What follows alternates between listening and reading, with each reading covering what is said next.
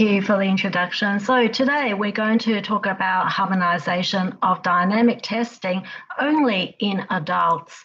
So to give you the context, those of you who are AACB members might or might not have logged on to download your free copy of the HEDTA draft. So it's open and free to all members of AACB and ESA.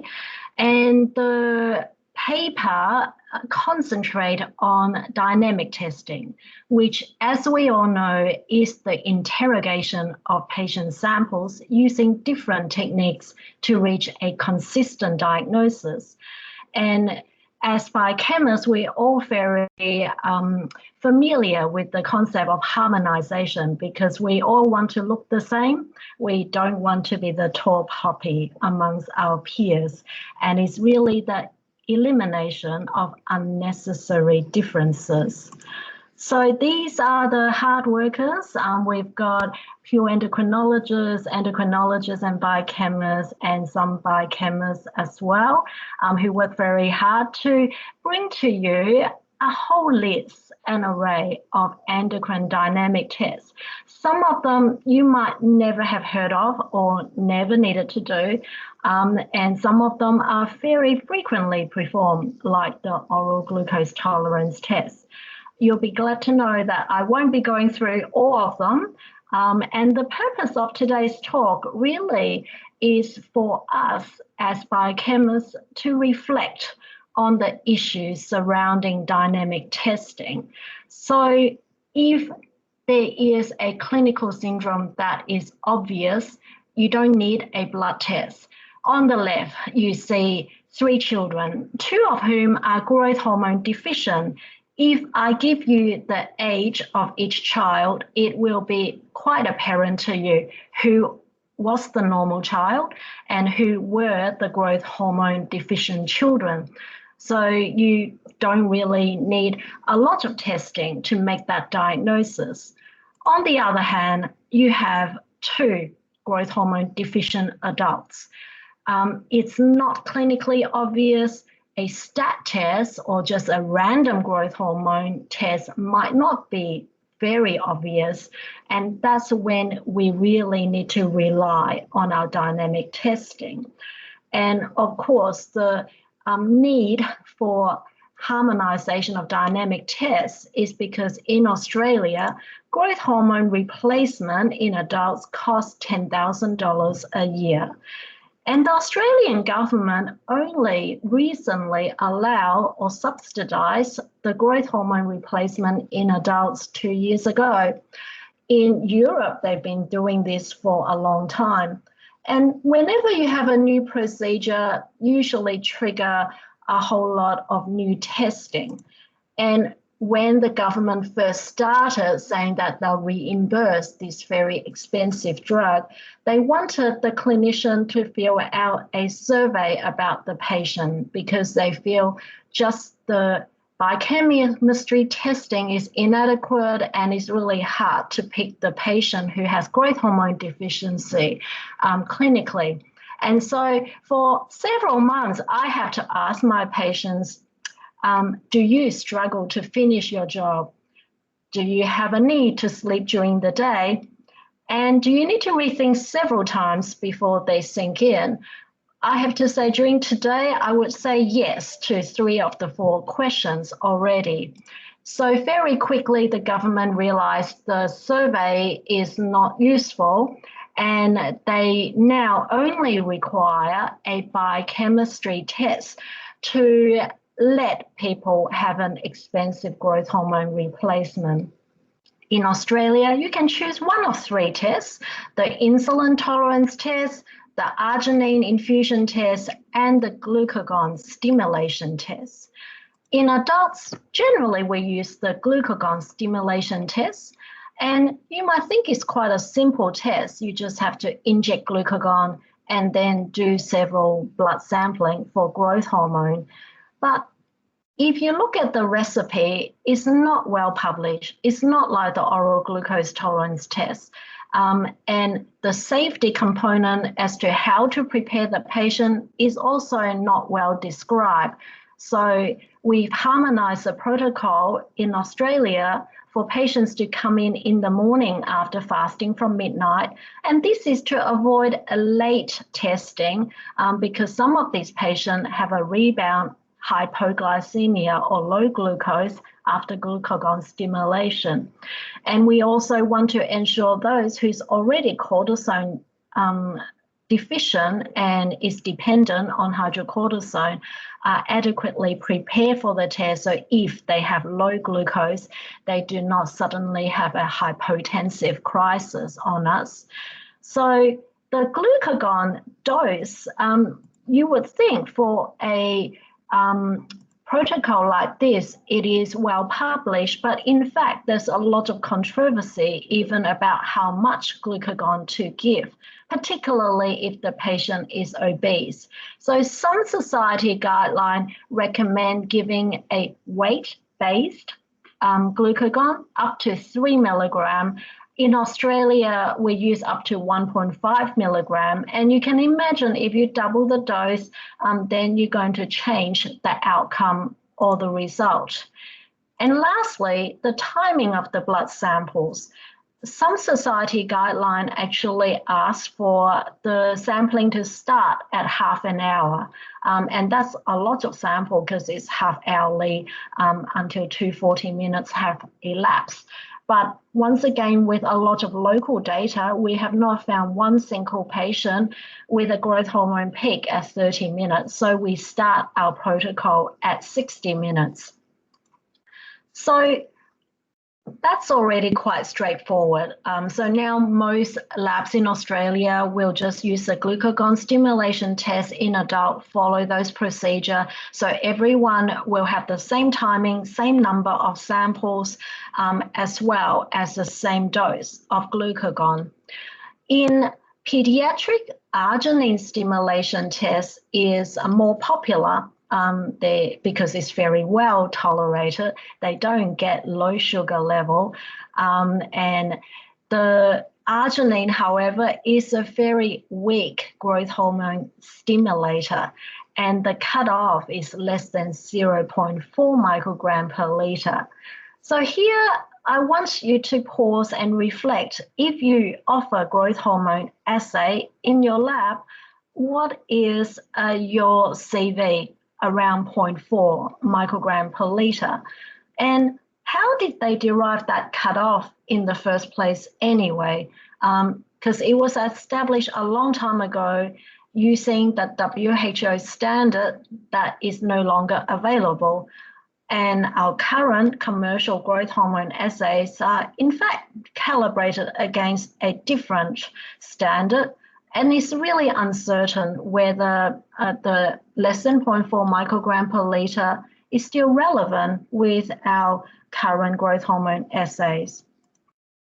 So the clinician had this expectation that all our assays are standardized, and that, of course, is not the case. And only looking at growth hormone, there's growth hormone isoforms, binding protein, different standards, and yet we are expected to give the same result in dynamic testing using a set cutoff. So if we look at the other side of the coin, and this is trying to use glucose, oral glucose tolerance to suppress growth hormone for acromegaly or growth hormone excess, a normal response is expected to be less than 1 microgram per liter. And there's some literature saying, well, a very normal, young, healthy adult should in fact suppress to less than 0.4 microgram per liter. So if you look at the Australia Quality Assurance Program, the labs who perform growth hormone using a material with a median of 0.9, the labs would respond with a result between 0.6 to greater than 1.7, one lab. But you can see that there's quite a lot of variability within the 1 microgram liter cutoff. So this actually brings me to my content slide. I know most of the labs do not do growth hormone or offer growth hormone assay, and I really just want to use growth hormone as an example to highlight the issues or difficulties we have as biochemists regarding dynamic testing. So firstly, dynamic tests are according to clinical protocols, and they all have a set cutoffs. And it's assuming a one-size-fits-all. Most of the hormone assays are still immunoassays. We have a few LCMS assays available now, but the immunoassays, of course, will have standardization problem.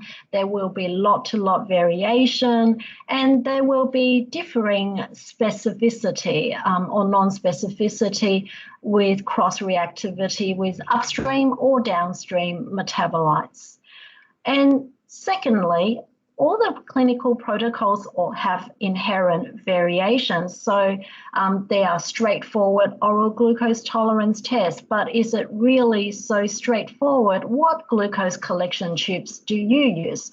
We know that the glucose value can diminish if you have delayed separation in a serum tube, and yet that is what is widely used in a lot of private laboratories. If we use a sodium citrate fluoride oxalate tube, it will actually change the oral glucose tolerance test result as a population. So there was a paper estimating that if we all change our collection tube to one that has a better way of preserving glucose regardless of the delay in centrifugation, then in Australia anyway, we will have a 20% increase in women diagnosed with gestational diabetes, which is not a small thing for our clinician. And some of the dynamic protocol have many choices. For growth hormone deficiency, you can choose one of three. And the water deprivation test requires a lot of sampling. Some protocols have doubled the number of sampling time and a lot more collection, as well as the safety requirement. Well, you can say we are responsible for taking and analyzing the blood, but the patient as a whole actually doing the test, particularly the insulin hypoglycemic test, can result in bad outcomes such as cardiac arrhythmia. And what safety precautions do the lab need to use? If this is not a virtual meeting, I would be asking the audience, even with an oral glucose tolerance test, how many of you would do a capillary glucose before giving the glucose drink? And if you do, what is your threshold for not proceeding with the oral glucose tolerance drink if the capillary glucose was already high? And very lastly, how should the results be presented? Because there are many lab results within one dynamic test. So we're going to go through cutoffs first. Traditionally, we work out the reference interval or cutoff using correlation. So we would correlate with a gold standard, look at the published cutoff, look at our proposed cutoff, and make a decision. As I already mentioned, dynamic test has a clinical cutoff, so the cutoff is not movable. And yet there are differences between different immunoassay versus the mass spec. So you can see the cortisol immunoassay compared to the gold standard of LCMS. The immunoassay, and this slide is a bit old, so it's actually using the Roche cortisol 1 assay rather than the more cortisol specific CORT2 assay. But in the past, the less specific assay would read a lot higher compared to LCMS. And that's going to make a difference for dynamic testing. And if we just do correlation, can we then adjust those cutoff? Is that a kosher thing to do? Well, not really, because we know dynamic tests by its nature is either stimulating or suppressing. Stimulating, such as short Synacthen tests, will stimulate all the upstream precursors of the analyte of interest, cortisol. In a suppression test, such as a saline suppression test, there could be downstream metabolites which has not been suppressed, which will cross-react with the analyte of interest, in this case, aldosterone. So in real world, how does that translate to the analyte of interest measurement? This is a study looking at dexamethasone suppression test. Analyte of interest, of course, was cortisol. So when compared to LCMS, these are the several immunoassays cortisol values. So you can see had a 20 nanomoles per liter bias, and some assays such as the Roche had a positive 15 nanomoles per liter bias. That was with the previous Roche cortisol assay. So just using dexamethasone suppression test with a single cutoff of 50 nanomoles per liter, the sensitivity of picking up someone who's got cortisol excess would differ for Abbott compared to LCMS, just because of the biases of the assay. So moving to another analyte of interest being aldosterone. Now, we all know immunoassays tend to read higher compared to LCMS because immunoassays tend to cross-react with upstream or downstream metabolites, and LCMS is analyte specific. So with aldosterone, and I've chosen a material that's quite close to the cutoff for saline suppression tests. The LCMS rates at around 160, and Liaison, which is the most popular or available aldosterone assay in Australia, reads quite a bit higher, and the ISIS read even higher. So what does that mean for a saline suppression test? It means that your cutoff need to be catered to what assay you offer for aldosterone.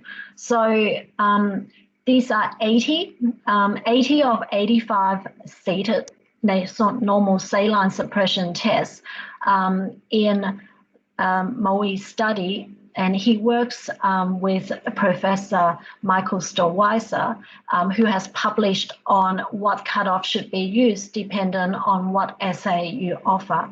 So they look at aldosterone analyzed on the Diasorin assay, and they noted that if you use the 170 versus the 220 cutoff, there is quite a difference between the sensitivity.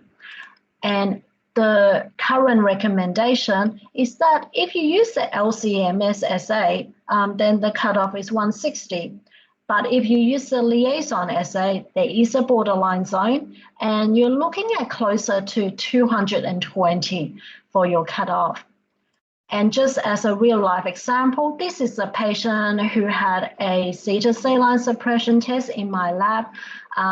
You can see that the Liaison aldosterone compared to the LCMS aldosterone at the conclusion of the test after the 4 hours is quite discrepant. So the LCMS read a lot lower, and in this instance, although it's greater than 220, given the overall result, we would still lean on the LCMS as the gold standard here. So moving away from aldosterone, I'll just want to go back to a very frequently performed dynamic test, and that is the Synacthen test, short Synacthen test.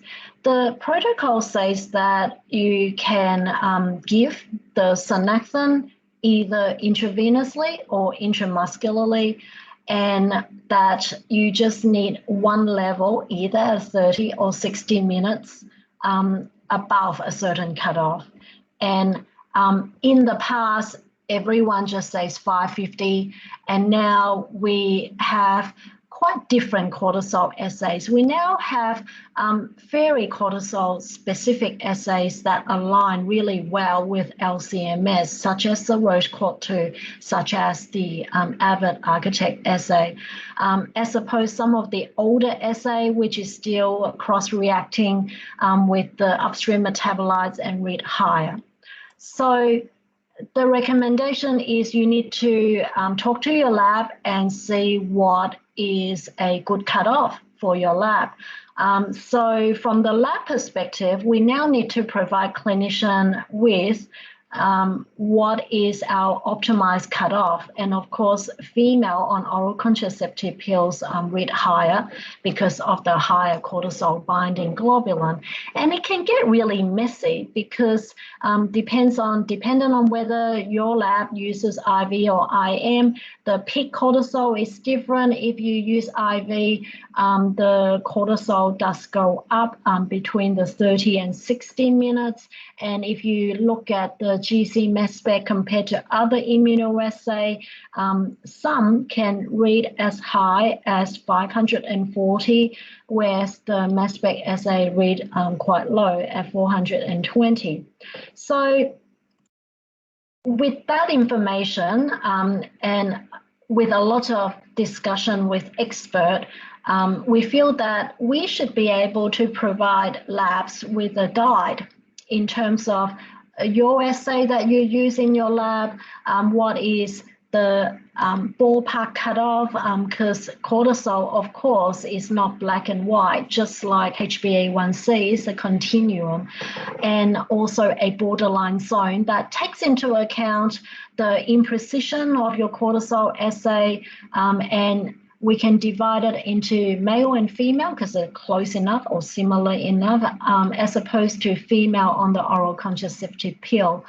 So this is going to be the upgraded table in the new version of the harmonized testing protocol in the AACB website.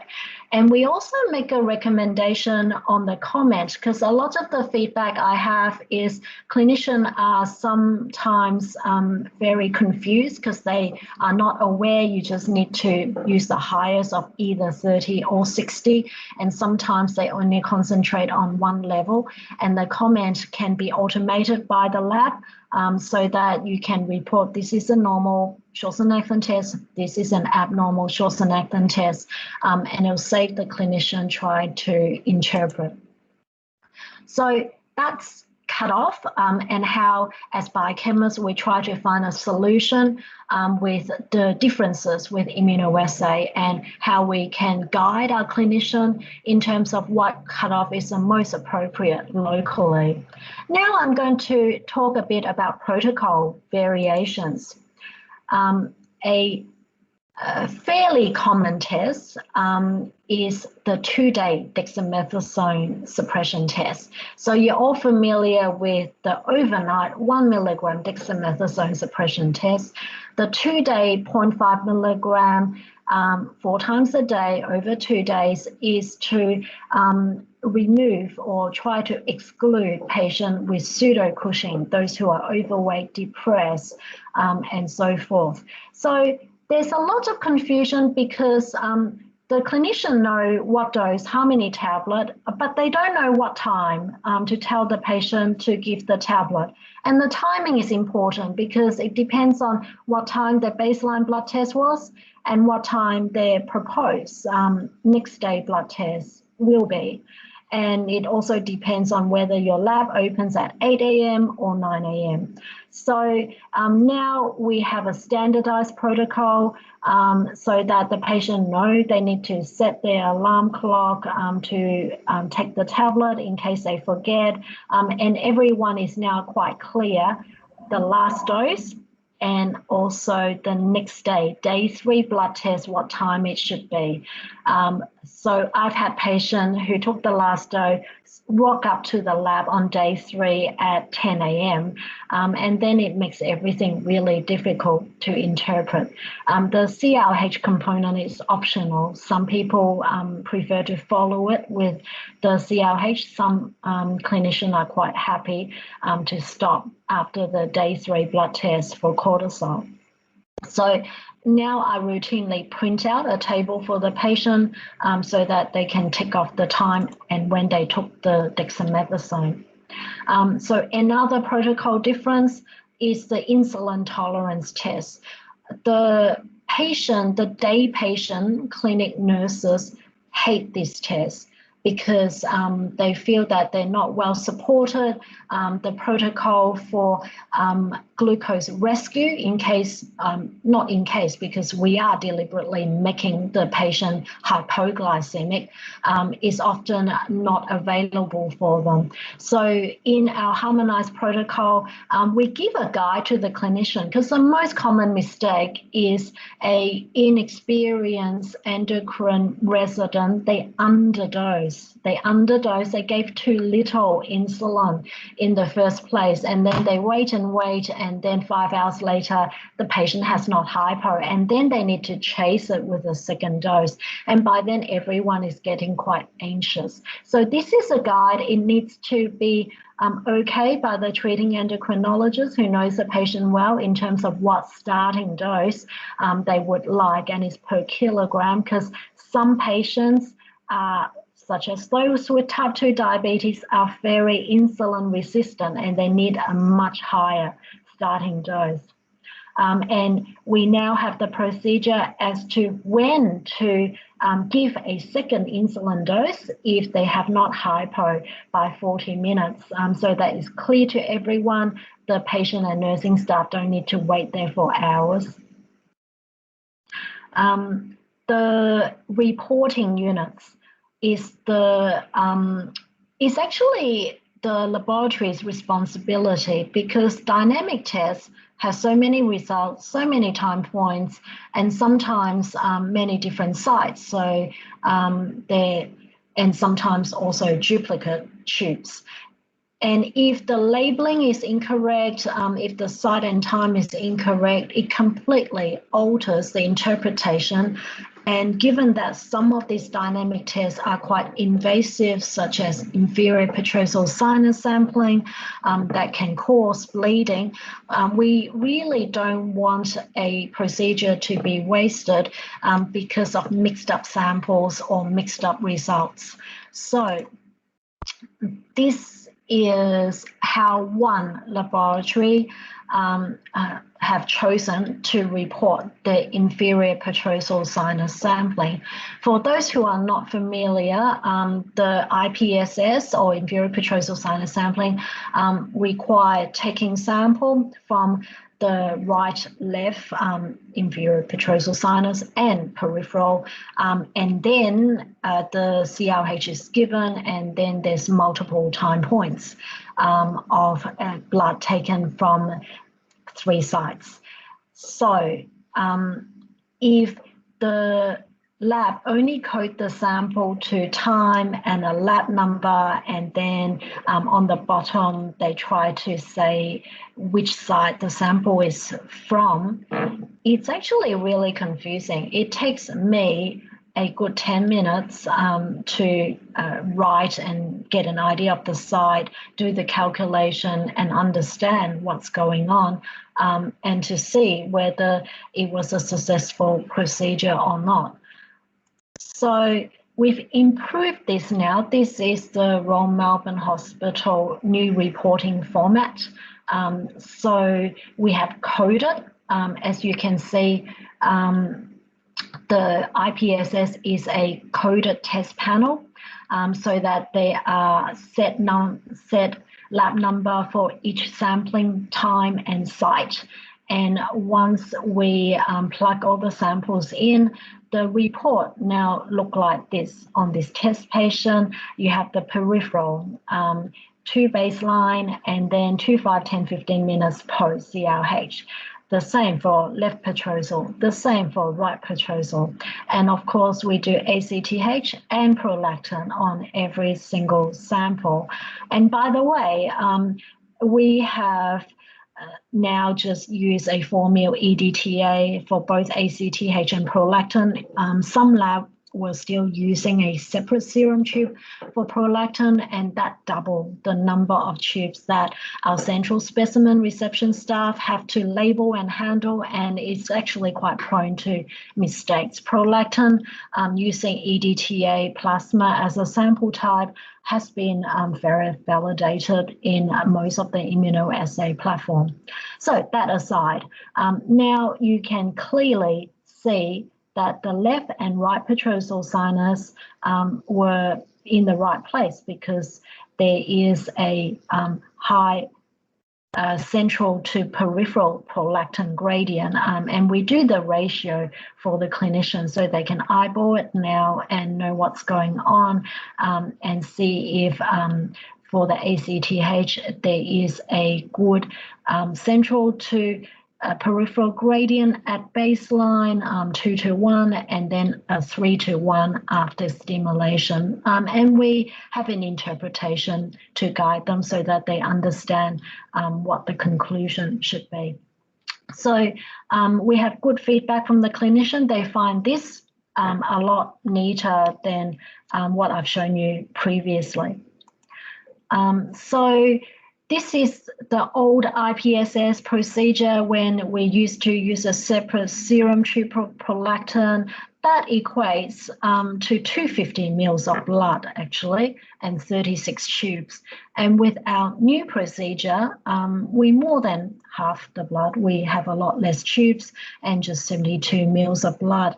And we're now harmonized to the sample site and time of the procedure.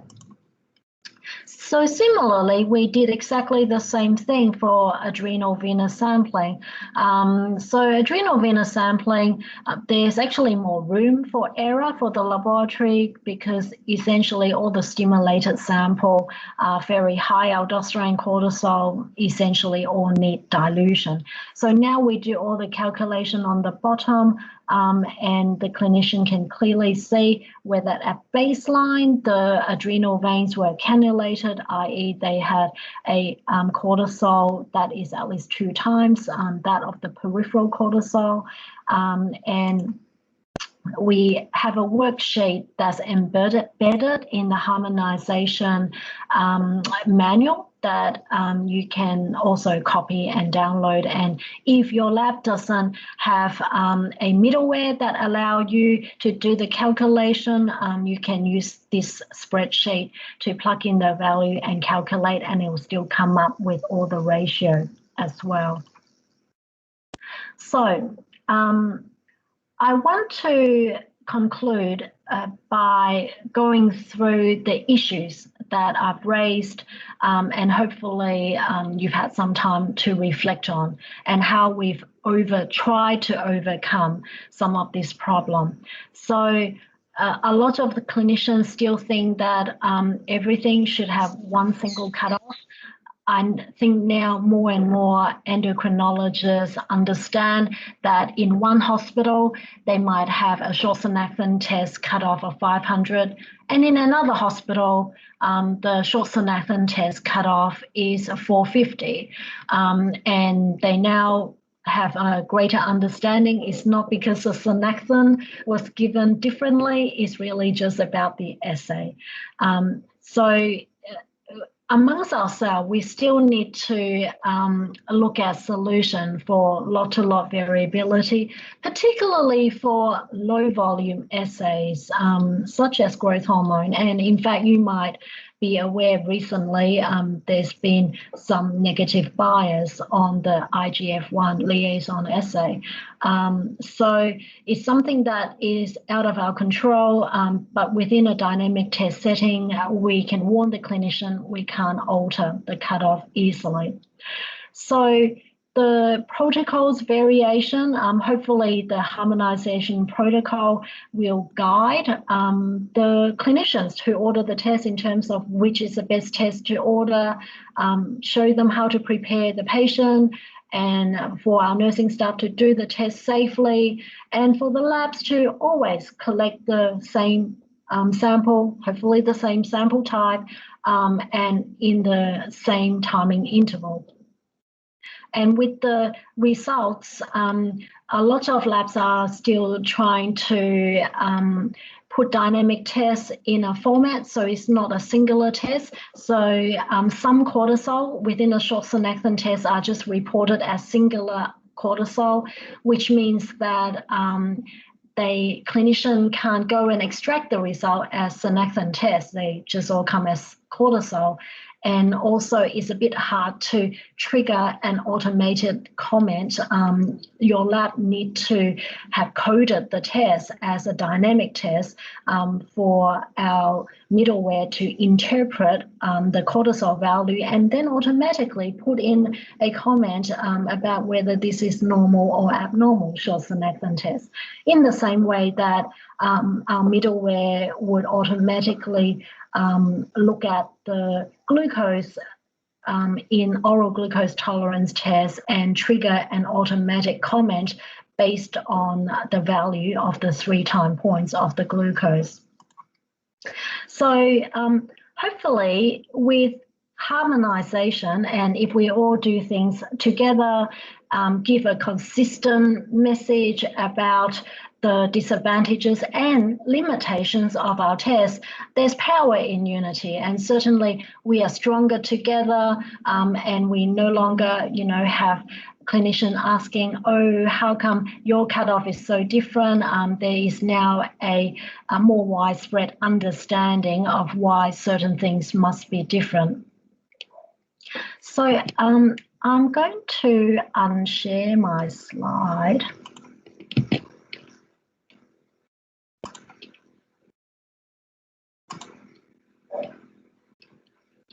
And open for questions.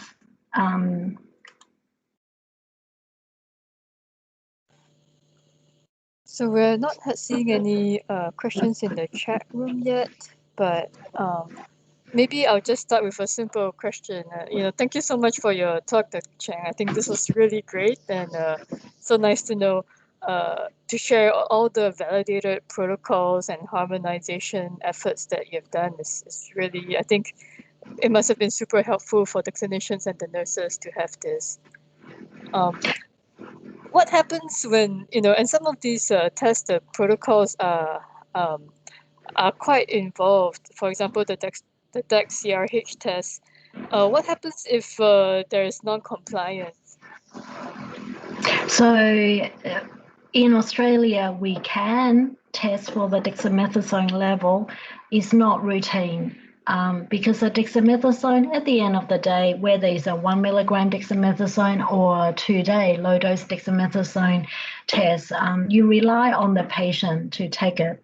And for those who are a bit suspicious, you don't know whether they took it, or in some instance, they might be on anticonvulsant with altered metabolism, and you don't know whether the dexamethasone was absorbed or metabolized too quickly.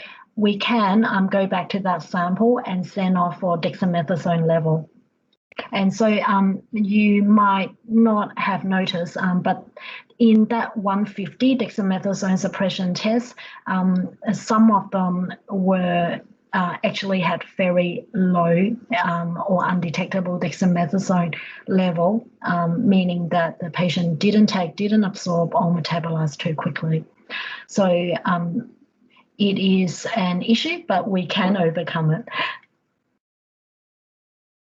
Great, thank you. And the other question I had was about all the cutoffs for the different assays for cortisol.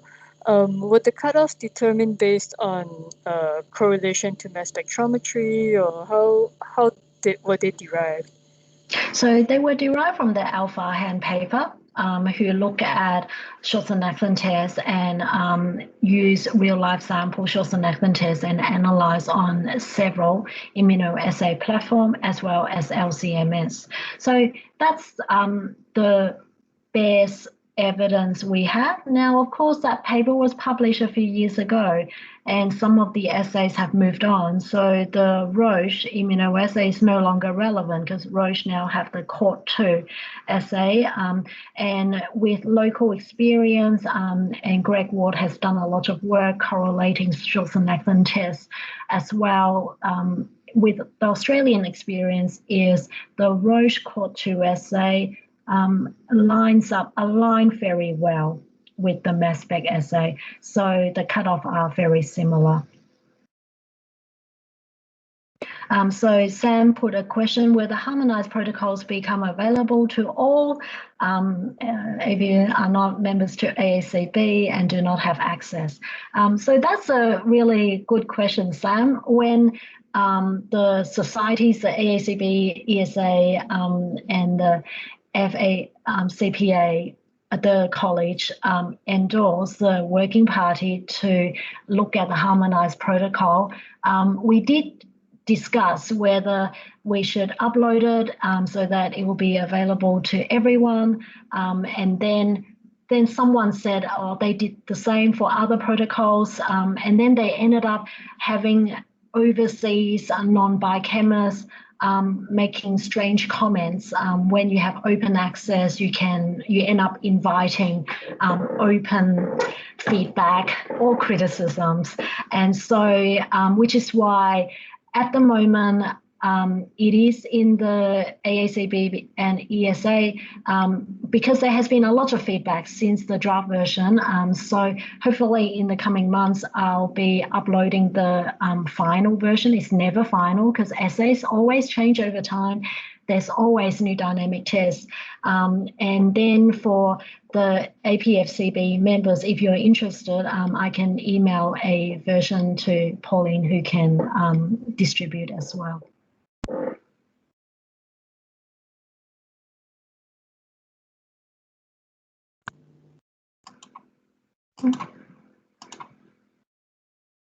That's great, thank you. I guess just another general question. So it seems that a lot of work has been done with many of the different tests, and a lot of the problems have been solved with the harmonized protocols. Are there still any tests that are outstanding that are still a little bit troublesome or problematic that we still have to watch out for as a community? So every single test is troublesome because some tests are ordered inappropriately, and some tests have been superseded by other tests. But in the harmonization document, for every single dynamic test, we give a background of who to use it in, who not to use it in, and also the working party's sentiment in terms of which test is better than others. So that's really, you're really asking what other controversies are there in addition to what I've covered in the talk. So there's the choice of tests. And what I also haven't covered is the nursing staff. So some tests are just done in the lab, in our standard phlebotomy lab, outpatient, the oral glucose tolerance test, the short Synacthen test, because they are deemed to be safe.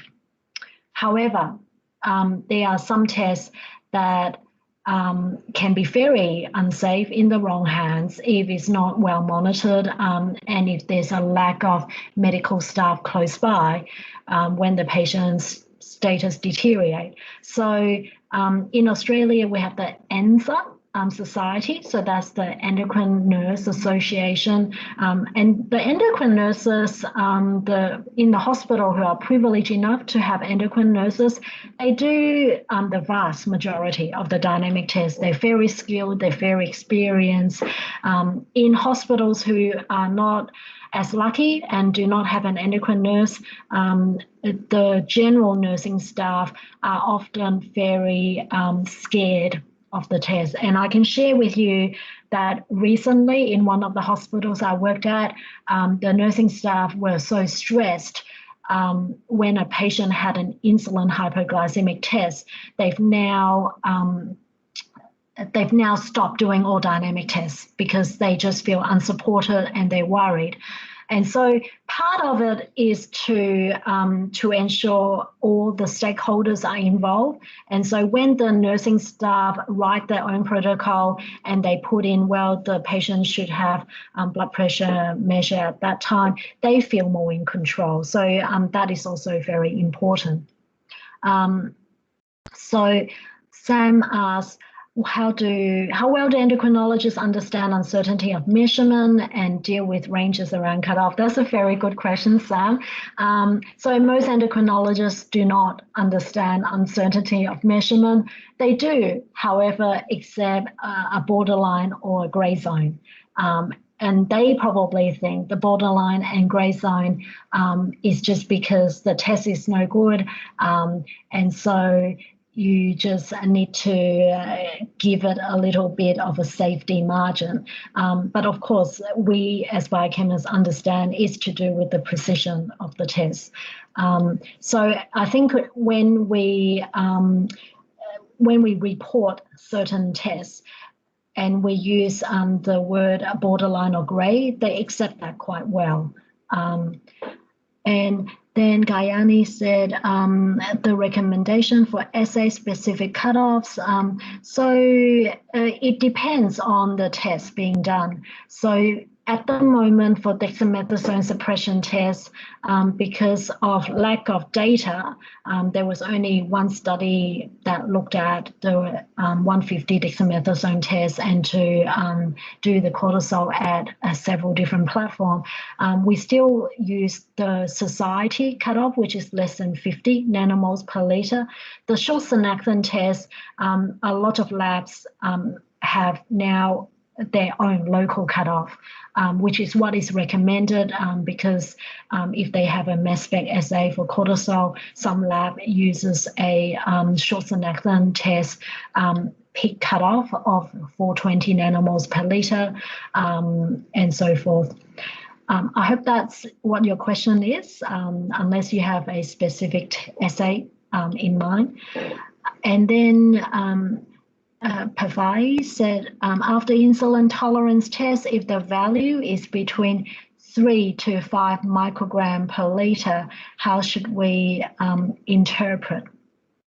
So because for you mean for the growth hormone after the insulin hypoglycemic test. So firstly, we highly recommend against using the insulin hypoglycemic test if you only want to know about the growth hormone deficiency. And the reason is because glucagon stimulation test is just so much safer and so much easier to do. You can almost do it in outpatient pathology if it's not for the requirement you need to feed them and make sure they don't hypo and have low sugar afterwards. And so the insulin tolerance test for growth hormone cutoff is set for Australia because it's a pharmaceutical benefit reimbursement cutoff.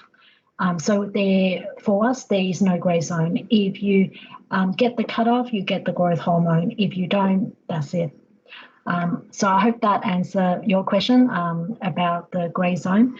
And I think that was the last of the questions.